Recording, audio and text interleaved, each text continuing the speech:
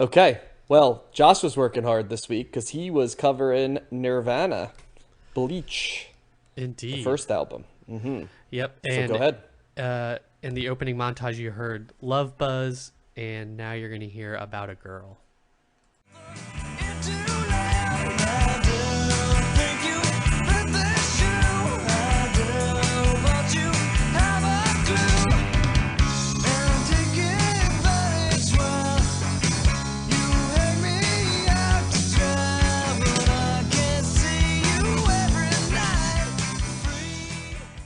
All right, Matt, what are the stats on Nirvana? Nirvana's Bleach comes in at number 69 in the 1980s on Best Ever Albums, number 6 in 1989, number 488 of all time. It is Nirvana's fourth highest rated album on Best Ever Albums Well, they only have behind. four. Well, Well, they're probably going to count the Unplugged album, they right? yeah, they count Okay. Unplugged as number 3. And they don't have four; they only have three because Insecticide's not considered an album, right? It's considered, that's right, a compilation. Yep. So obviously, Nevermind is number 1 in Utero's number 2, and it was not on Rolling Stone's list tonight, and Nirvana's ranked at number 11 of all time greatest artists on Best Ever Albums. Yeah, I certainly felt the weight of doing the bio this week for them because I feel like they're such a monumental band. So I took it pretty seriously. I started reading a biography of the band. Jeez. I got up. Josh to is reading Bleach. books and shit for the. Yeah. Did you watch Montage of Heck on Kurt Cobain on I did HBO? not because so that was one of depressing. my criteria. That was heavy. Yeah. A lot of stuff is specifically about Kurt Cobain, and obviously he's the linchpin to Nirvana. But I wanted kind of a more full picture of the band and kind of their timeline because that's what we do for the bio. So I didn't really focus on Kurt Cobain too much. Fair. But the biography I read is called "Come as You Are: The Story of Nirvana" by Michael Azared, and it was written in '98, I think. No, it was written in '93 because Kurt Cobain had not died yet when it was written. So that's an interesting perspective as well.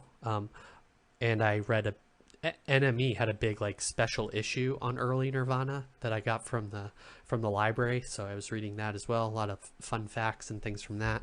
Yeah, the old music magazines are a gold mine for my research. That's Yeah. where I do like half my research these days. Yeah. How much did you guys know about?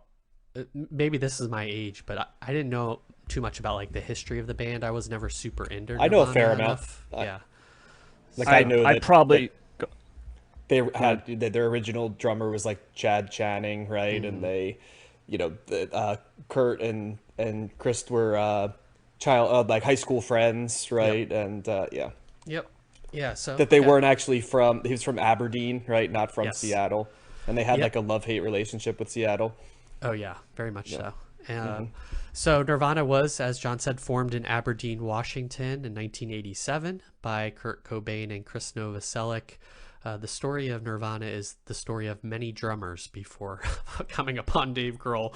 They often Including, remember Matt, the janitor in our building who claimed that he That was- almost got the Nirvana. Yeah. Did he actually play with them, or I think he was? No, it was Not like a- okay. it was a old wives' tale, I believe. But yes, Ah. he claimed to be one of those many. Yep. Got it. yeah, Anyway, they continue. had a hard time keeping drummers or finding ones that were serious enough to them, and often they would lose a Didn't drummer. die like Spinal Tap. That they did. Yeah. They would come back. Well, one would end up in jail. One time they switched drummers and then came back to the other drummer temporarily. So it's crazy. There's like 4 or 5 different drummers before this album comes out. But they Kurt Cobain and Chris Novoselic did meet in high school. For reference, Aberdeen is about 2 hours away from Seattle, southwest of it. So not too close. Not a suburb or anything. It's very much a coastal logging town, and it seems really shitty based on the bio. It feels like the type biography. of place where like a serial killer would have operated in the 70s and 80s Yeah. because there were a lot of them in like the Pacific Northwest and like logging towns. So Yep.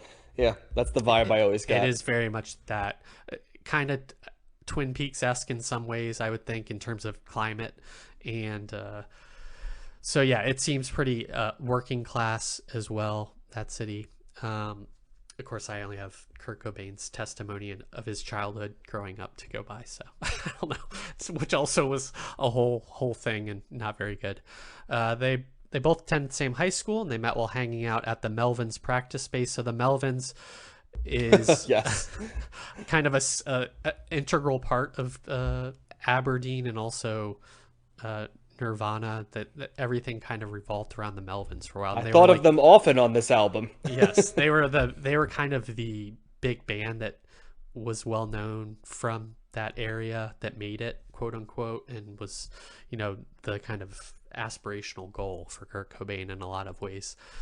Kurt Cobain's first band was called Fecal Matter, which he recorded a 7-track demo with him and Dale Crover from the Melvins, and but that didn't last too long.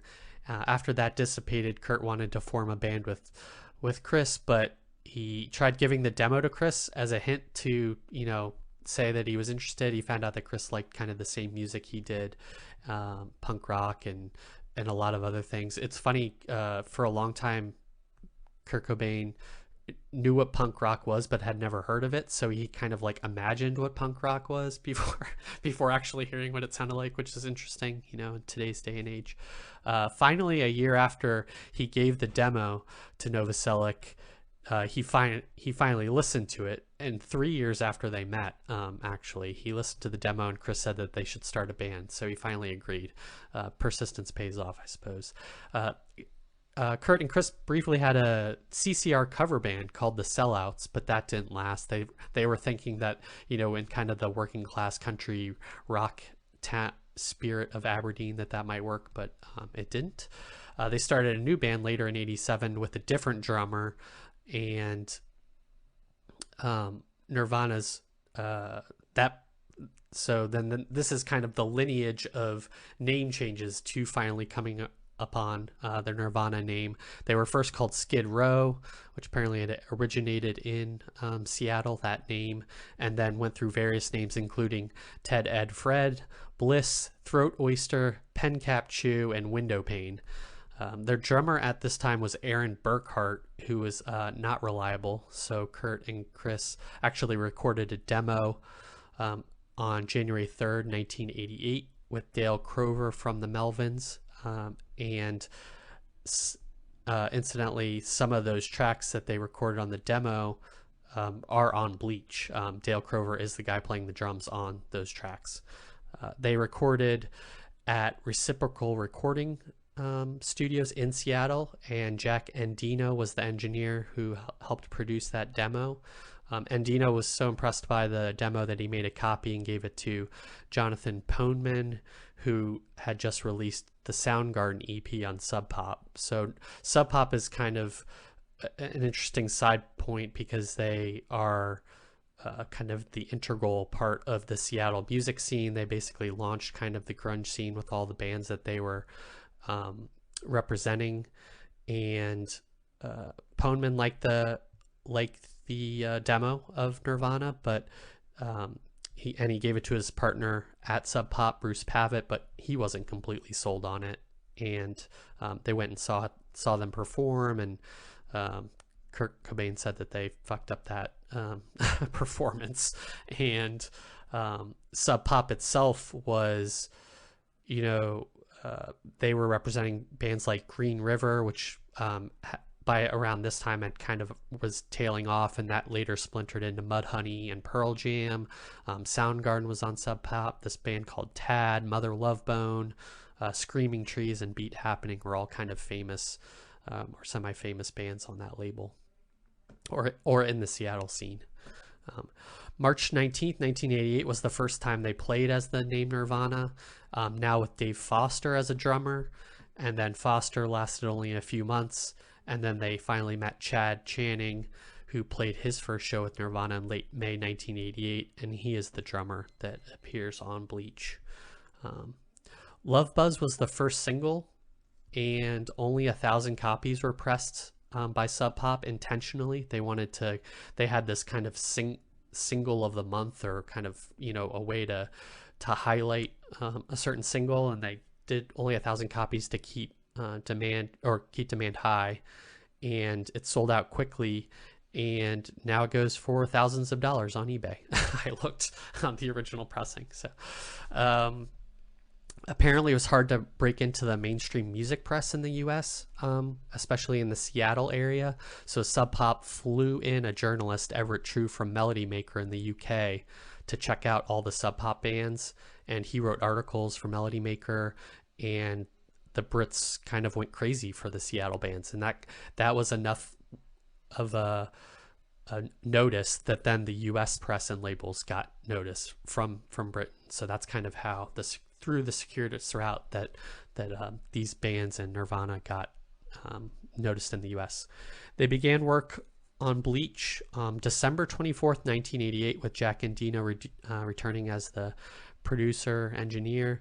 Over a few sessions, over a couple weeks, he billed them for 30 hours at the price of $606.17. The problem was that no one in the band had the money to pay for it. So in steps Jason Everman, who was a friend or a person that Chad Channing knew, and he basically just started hanging out, and he put up the cash for the band.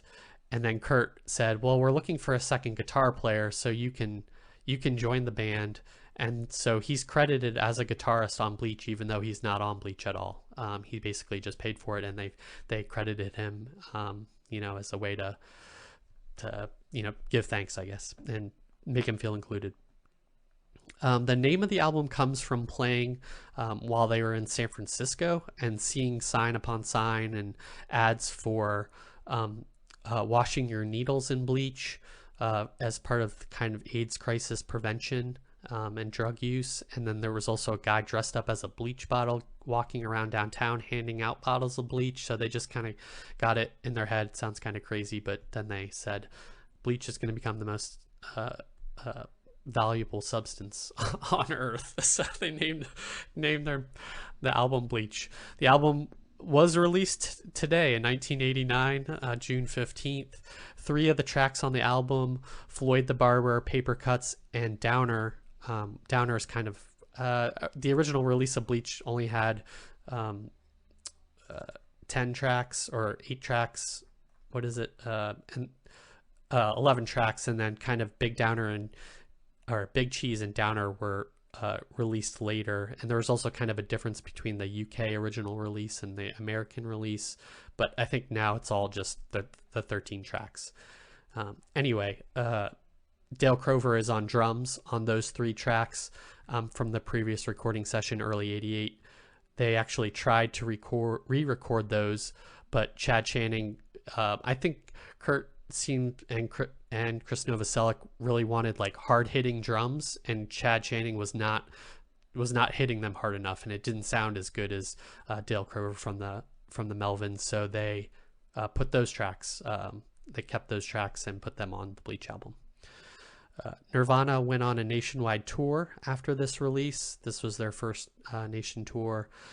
They fired Jason Everman during the tour. They did not get along with him. There was a lot of personality and kind of, this feeds into kind of like the grunge identity and that Gen X like mentality, I think, of being a certain way and being into certain bands, and you're not as, they were into Kurt and Chris Novoselic were into certain bands, and Jason Everman was like into speed metal, and they like didn't like that, and they didn't get along on the tour, and then they subsequently fired him, although Everman said that he quit.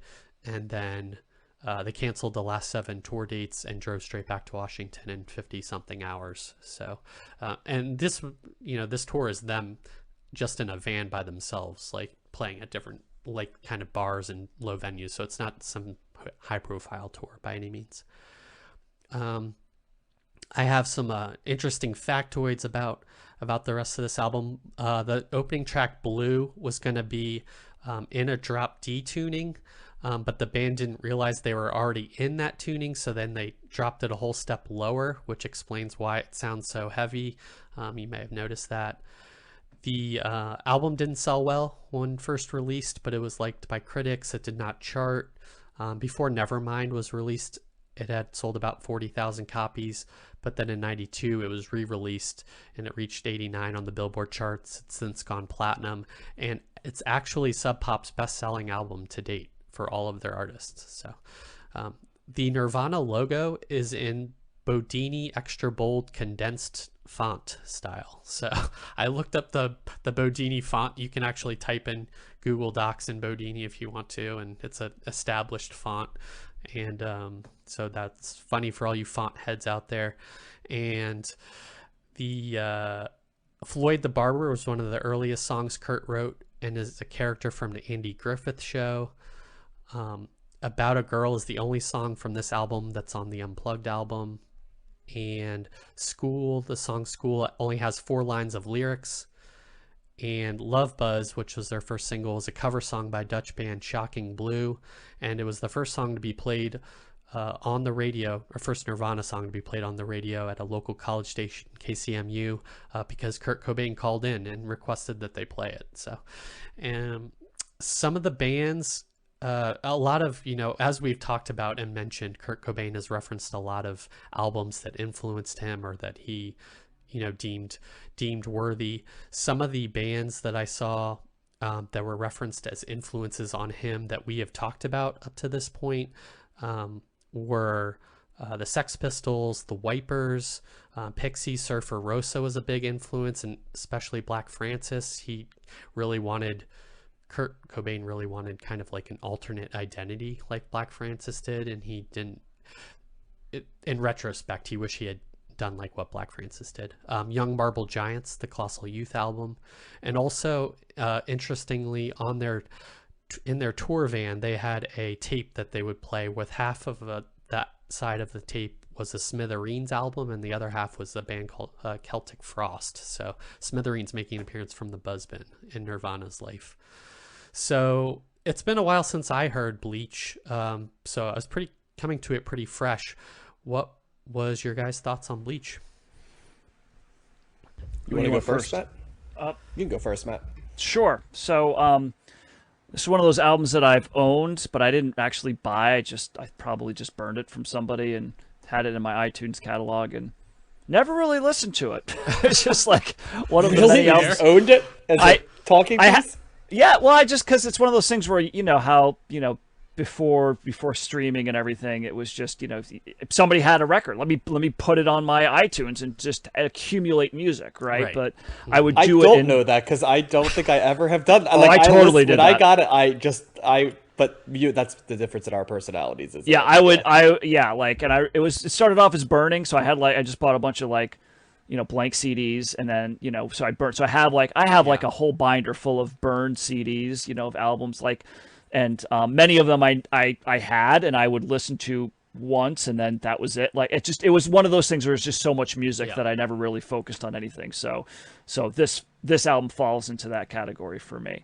So obviously, About a Girl is the most well-known song on here for me because of the Unplugged album. I knew School pretty well, and I always remember liking that. I don't know where that came up. It wasn't. I don't think it was a single here, and I don't know where it came across. My my ears at some point, but I really liked that. So this was pretty much a fresh listen for me, and yeah, this is great. This is heavy. Like I was not. It makes sense, right? It makes that this is the stuff that he was kind of into, but I wasn't expecting it to be this heavy. This is like metal-esque, and it's very sludgy. Like that's probably the best term for it. It's like the sludge rock, and even more sludgier than some of the the other grunge acts that were coming out in the 90s or whatever. But yeah, there's a lot. It's a full sound. It's a very raw sound. And I love Chris Novoselic's. I mean, it starts right off, right in Blue, right? You just got a great bass line there, and then that's more of a heavier bass line. But then you've got like Love Buzz, which is a poppier bass line. So he's kind of melding, the pop and the heavy together, which is always great. That's the other thing too. There's good melody in here. That's what I always knew that about Cobain's songwriting, and that you certainly hear that in Nevermind and in Utero as well. But it's here too. This seems to me to be an overall a heavier record than those other two, but It's got great riffs. Like Mr. Mustache has just a really kick-ass riff, and Yeah. you know, and his voice sounds great. Like it's a fully formed Cobain voice, and he has this scream ability that's just like is his own unique thing, and there's passion and energy and anger and despair and all that stuff and rolled up into one. And it sounds great. But yeah, there's like Negative Creep was another song that I was somewhat familiar with, and that's where it kind of comes in. I'm like, man, there's a little bit of thrash metal coming in there, just like the speed of the guitars. It's interesting that they didn't get along with that drummer because he liked speed metal. But I'm not saying that this is a speed or thrash metal album, but there are elements of that in here that I have heard. Yeah. So and it, not metal in the sense of like big solos, but just heavy guitars, heavy sounding, fast paced music, aggressive at some points, I would say as well. But it does that great job of melding like the aggression with the melody. Great guitar parts, great drum. There's some great drumming bits in here. So some songs that open up with really interesting drum, not drum fills necessarily, but just kick drum beats and stuff that kind of gravitates you right away. So yeah, but School's just like it's a great riff there. I liked everything. I would say maybe if that was just one downside, you guys probably love this song, but Floyd the Barber, I'm not as I liked it. The verses, the way that it kind of starts is just Best like song on the album. dun, dun, dun, dun. Yeah, I figured that would be something that you guys would like, but I don't know. I liked it more as I listened to it, but something about like just the staccato, like the start and stop aspect of that. I don't know. I would rather it be more fluid, but that's just a small ticky tack thing for me. It's like a personal thing, when I like music to be more fluid than rather the start stop kind of aspect of it. So, but yeah, I really liked it. For the most part, I didn't know any. I probably knew about three songs on here, I would say. But yeah, it kicked ass. It was great. Yeah, this album was interesting. It's funny you mentioned the Melvins, Josh, because this album sounds so much like a Melvins album. It's punishingly heavy, at times droney, but with these great bass lines that just smack you over the head. It's so funny how Chad Channing's drumming, basically Dave Grohl just picked up with the sound of what he did, but just hit the shit out of the drums harder than the biggest difference between Nevermind and In Utero and this isn't necessarily how the drums are being played, because he does the same. He just hits the drums so much harder and smashes the cymbals later on. So it was interesting. I'm like, oh man, I always thought Dave Grohl like redid the drums as I listened to this before, but he really didn't. He just sort of took the parts, right, and just hit them harder. Yeah, Kurt Cobain sounds like himself here. The songwriting gets, I think, tighter and a little bit better in future tracks. I would agree. Yeah.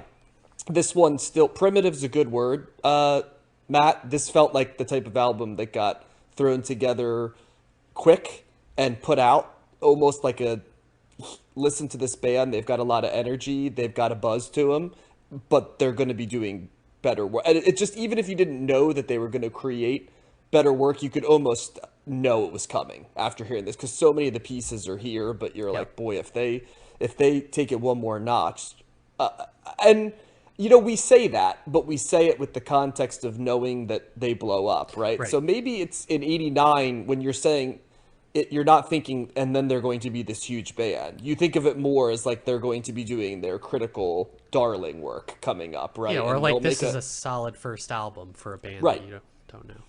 Yeah, and they'll make great albums that the indie rock world will love, right? Going forward. That might have been what The Lane was. I don't think anybody could have predicted that this music, which sort of sounds as...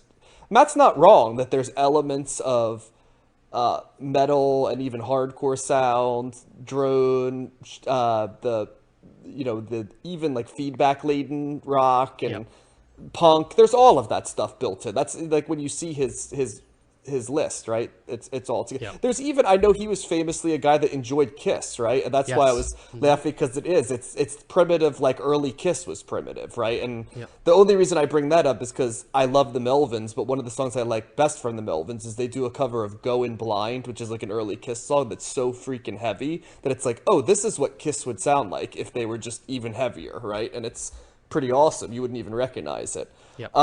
It's also really interesting. Kurt Cobain writes these very vulnerable songs, like about being scared at his grandmother's house and school and stuff, but it's this very masculine sonic sound. So, and that's kind of what Kurt Cobain is, right? Like, there's this alpha level aggression, right, mixed with this very vulnerable feminine songwriting energy, right, that goes in between, which always was the push and pull of Nirvana. And it's, I think, why he translates into the modern context, Kurt Cobain, so easily because of that. And the whole band kind of has that mix a little bit, because Chris Novoselic has it too, and even Dave Grohl, especially as he's become like America's rock dad.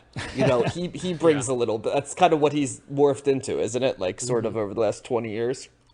And here he's what, 20? I think, if that. He might even be like 19 on this, like, coming. He's not here yet, right? But like, he comes a year later. Yeah. Right. Yeah, it's Chad Channing, who's basically the same age as them. But like, what are Kurt Cobain and Chris Novoselic here? 22, maybe?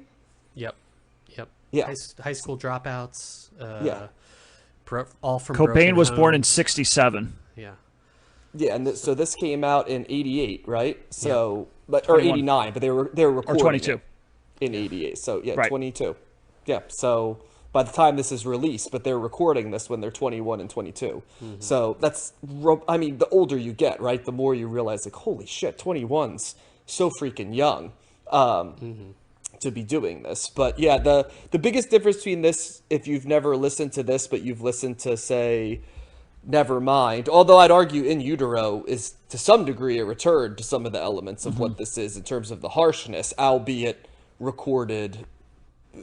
It's different, right? It's raw, but different raw, right? And different influences. But if you're only familiar with Nevermind, for example, this one's going to feel like it's hitting you over the head a lot more. Some of it being the bare bones recording, some of it being the fact that they really hammer certain notes and let them just bludgeon you over the head with them more, where there's a little bit more versatility and weaving and stylistic differences, right, in both, actually, Nevermind, and even in Insecticide, right, there's more stuff that you start to see different. Like, I think of, like, Sliver and stuff like that sounds different than this already, or Aneurysm. Well, and the production, you can tell the difference between the production and how they're, in the studio doing, with a bigger budget, more tricks, and, Right, and a couple of these songs reemerge on Insecticide, and they stand out on that album because they sound raw compared to what they're doing on, I guess, what you'd call the B-sides or the non-album tracks and stuff. So, this is a very good one. And it doesn't, for all of the stuff that we've mentioned it sounds like, it also does not sound like anything we've listened to. It's not that there aren't people who sound like this. It's just they're very underground, and Kurt Cobain's like scooping them up, and suddenly they're becoming mainstream. I'm trying to think who we've covered that sounds the most like this. And boy, well, yeah. I mean, probably some of the noise rock is the closest we get to what this sounds like, right? I would say. Yeah, definitely. I mean, vocally, nobody's kind of really sounded like Kurt Cobain that we've covered yet. Bands that came up a lot in my reading were Black Sabbath and the Stooges, bleakness, obviously, in terms of kind of like the attitude and like the heaviness. Black Sabbath, when we heard the first Black Sabbath album, it had a very similar thing in its time, right? Where it's this like thudding, just uncompromising, sort of bleak, so that's a good analogy in the sense of when it came about in 1970, right, to this in 1989. It has a similar sonic effect on me. The Stooges, I hear what you're saying in terms of probably his singing, kind of, and Iggy Pop's, so I mean, those are pretty good corollaries. But yeah, you're right. I don't think there's a perfect like tie-in to how Nirvana But he sounds. loved like the Raincoats and the Slits. This sounds nothing really like them. No. He loved the Pixies, but he doesn't really start sounding like the Pixies till Nevermind, really. Right. Yeah, I mean, I'm just going through all of his throbbing. He liked like throbbing. He liked like Wipers, right? And that doesn't really sound like this. It's a great band, but it doesn't really sound like this. I mean, Certainly there's a doesn't sound little like bit the of colossal. Was it the Young Marble Giants? Young Doesn't, Marble you know, Giants. Doesn't that's sound like like that the at all. opposite Nope. of this. Yeah. Yep. Yeah, And I mean, and even a little bit of like the My Bloody Valentine, Jesus and Mary Chain type stuff. At times you can hear bits and pieces, but I know those weren't seminal influences on him. So and they don't strike me. This album doesn't sound like a lot of too much feedback or like reverb or kind of playing with that as much. They're not really interested in that. Maybe a little little bit, Motorhead. a little maybe bit. like a little, because I'm just thinking like sludgy, kind of heavier, Yeah. and Yeah. Motorhead's kind of they were metal, but not metal, like that, not Nuwaba metal or whatever. But there's Yeah. like a heavier, Yeah. aspect of their music too. Yeah, the best corollaries for what this sounds like are bands we're not covering or not going to cover for a while, like the Melvins and Helmet and stuff like that. That's what this shares the most with. Yeah. Yeah, and they, based on what they were interested in listening to growing up in this time period, it was either like punk and hardcore. They went and saw Black Flag in Seattle, or they were still listening to like Led Zeppelin and Aerosmith. So it was kind of like a real like mixture Yeah. of those things as influences too. They really rejected, especially Kurt Cobain, rejected like the Nuwaba metal and like and the hair metal and all of that kind of stuff that was Yeah, he didn't like the showiness of that yeah, stuff. exactly. Yeah. Yep. So yeah, I'm with you guys. I really like this album. In some ways, it's kind of hard to Nirvana's one of those bands to not have some like biases or kind of preconceived notions about who they are and what they are, especially like culturally. But I came to this pretty fresh, I think, this time around, and I really appreciated how heavy it was, like you guys said, and hearing those the bass, picking up on the bass so much, and just Cobain's way of mixing this kind of hard music with like melody, which is kind of hard to do. I was also really impressed with how kind of his range, or the way he's able to sing songs differently in different kind of ways. Not just the screaming, but he's got some kind of different registers that he approaches songs to, which I really like. And so like John said, it brings kind of this openness and like emotional ability into the songs, and which really works. And he wasn't, You know who he shares that characteristic with, Josh, which is kind of funny because they famously hated each other. It's a little bit like what Axl Rose can do, Yeah. like changing his registers to, yep. oh yeah, that's a good point. And then also he wasn't at this point really interested. You guys brought up the lyrics being pretty simplistic. He wasn't too interested in lyric writing at this point, and often he would write some of these songs like right before recording, like in the van, then during like a break or something. So some of these songs are simple for that respect, but I think he would bring consciously or unconsciously bring a lot of his background and upbringing and feelings about things. I mean, his life is defined by being an outcast and not fitting in, and being bullied to some extent, and coming from broken homes, and that's all the band members bringing that in. So I think that all gets fused into how the songs sound, and why people responded to them so well. And I think, like John said, and I think Matt said this too, but all of the elements that make Nirvana superstars are here. You can hear it, and you can hear it's pretty surprising too how Cobain sounds kind of like fully formed at this point in terms of how he sings. Maybe not sonically or maybe not lyrically, but his approach to singing is refreshing at this point. And it's weird to think that this is an 89 album. I don't think of Nirvana as an 80s band, but they technically started in the 80s. So yeah, 2 thumbs up for me. I enjoyed listening to this. The first half especially is pretty unimpeachable to me. Those first 5 or 6 songs are really great and kind of demonstrate their range and ability. Yeah, I'd go all the way down to track number 10 in terms of I thought they were really putting good ones in. Then there's a little bit of a lull for a couple tracks. I'd say Sifting and Big Cheese are not quite at the level of the Yep. first 10. And then Downer's a pretty good one as well. All, 1 minute and 30 seconds of it. Yeah. I think it goes quick, yeah. Yeah, I agree. It's defined by catchy riffs and heavy bass and this melody mixed with like screaming and like kind of punk rock speed and aesthetic, and it just works. I always like the ones where Kurt Cobain just lets his voice go full feral, Yeah. like in school when it's like, you know, he's just repeating himself, and at the end he just lets it break just chaotically. That part's always it just almost like howling at Yeah. different points. I Very much always so. love that about it, and that's why that Unplugged album's so incredible, because he does tricks like that from time to time, that just letting it so loose that you're just like, God, that's a visceral feel. Yeah, it is very like primal scream feeling at times with him on songs. But yeah, So- thumbs up from all of us, it sounds like. Absolutely, for me. Interested for to sure. see what happens to this band in the future. for the remaining 5 years. Yeah, exactly. Well, I mean, we'll be covering them plenty because we're going to be doing each of their That other is studio that is the albums. nice part, Josh, though, because you don't have to do the full bio. You just have Yep. to go up till now. So you got that's what I found myself doing that with like Janet Jackson and Madonna, and then this week with 9 Inch Nails as well. So it's kind of nice. It's like, oh, okay, Yep, it breaks well, it up. I can stop.